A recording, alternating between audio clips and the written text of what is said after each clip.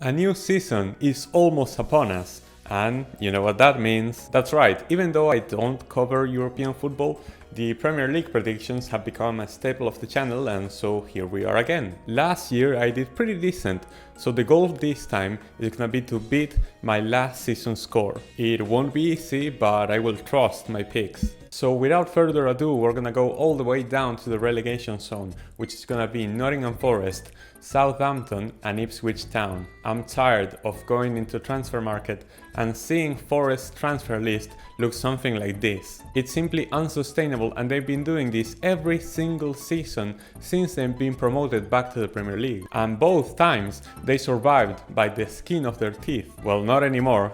This time will be the year that Nottingham Forest go back to the Championship. And with them will go Southampton and Ipswich Town. Last season, all three newly promoted sides relegated back down immediately, and I think that Sutton and Ipswich will have the same fate this year. Their squads are simply not strong enough to survive in the Prem, and so I think that alongside Forest, they will all go down. Now, for the teams that will barely survive, I'm gonna have Fulham, Leicester and Bournemouth. I'm not really a fan of the business that Fulham have done this transfer window. Selling Palhinha to Bayern Munich for a big price is a great deal, but now you're gonna need someone to replace him, and so far they've gotten no one in that position. And on top of that, they were pretty mediocre towards the end of the last season, and so I think they will finish 17th. Leicester, I think, are gonna be the only newly promoted side to survive. They've lost important players like Iheanacho and Dewberry Hall on top of their manager Enzo Maresca, but I'm gonna bet on the few youngsters that they brought in to strengthen their squad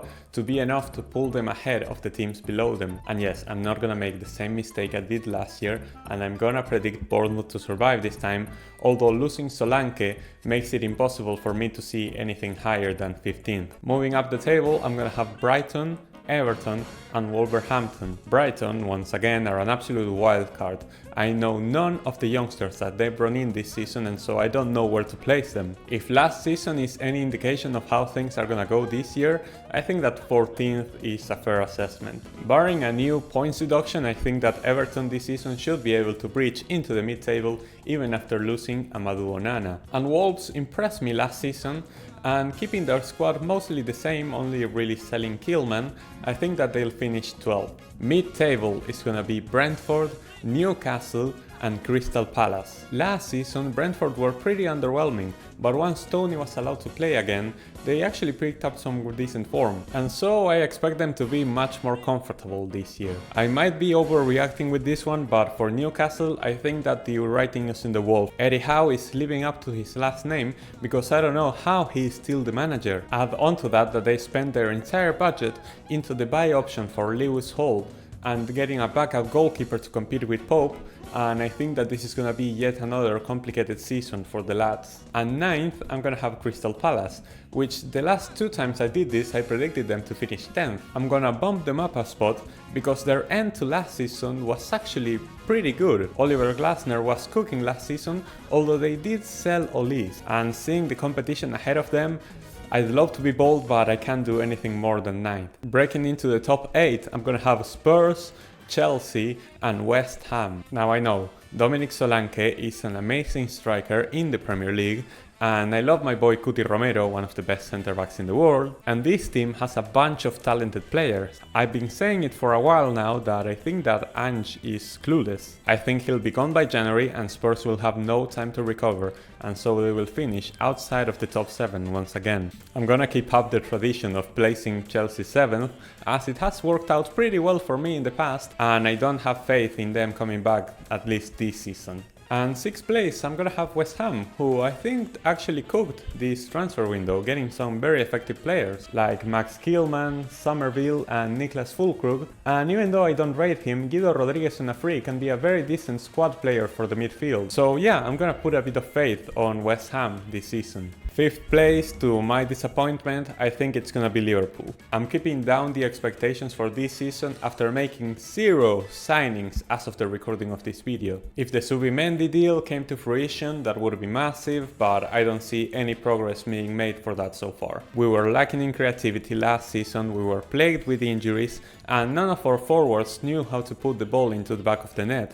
And now, after 8 years with Klopp, we are starting a new process under Arne Slot, who I'm gonna be patient with and wanna give him time and see what he does. My expectations were for us to make top 4, but if we're not gonna move, and other teams will, they are eventually gonna surpass us, and that's what I think will happen. 4th place, I'm gonna have Aston Villa. Yes, I'm gonna keep Emery's boys into the Champions League for next season as well. Amadou Onana, I think it's a massive signing. Divo Martinez, I thought he needed some sort of help in the defense, and now he's got it. Moussa Diaby and Douglas Luiz may be missed, but they weren't having that big of an impact last season for it to matter. And so I think Villa are gonna do it and they are gonna remain in the top 4. Now, 3rd place, I'm gonna have Manchester United, and I'm saying that with a lot of doubt in my mind. I personally think that United has had the best transfer window out of any Premier League club this season. Leny Yoro, Xerxes,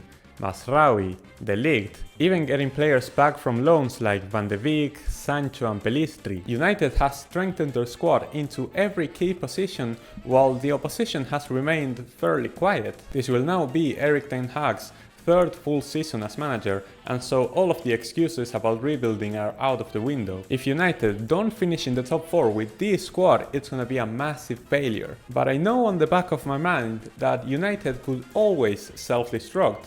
Be it the injuries, the manager, or even the players themselves, something always seems to go wrong for United. I'm gonna keep them at 3rd because I think that's what the expectation is, but I can see a scary world where they drop down again. And now the moment you have all been waiting for, the moment where I say that Manchester City are gonna be champions of the Premier League again and go back to back to back to back to back. But no, this is the year. This is the season. I have foreseen it. Manchester City are gonna finish in 2nd place, and after 20 years, the champions of the English Premier League will be Arsenal. Do I have full confidence about that pick? Absolutely not. But this is all about faith. And my faith is telling me that Arteta and the boys will get it done this season and bring the trophy back to London. But what do you think? Do you think I'm stupid? Wouldn't blame you, to be honest, but if you disagree, feel free to leave your own predictions down in the comments. I'll be coming back next year to review these predictions to see how badly they have aged, so make sure to subscribe to not miss out on that. Thank you all so much for watching, and I'll be seeing you all next time.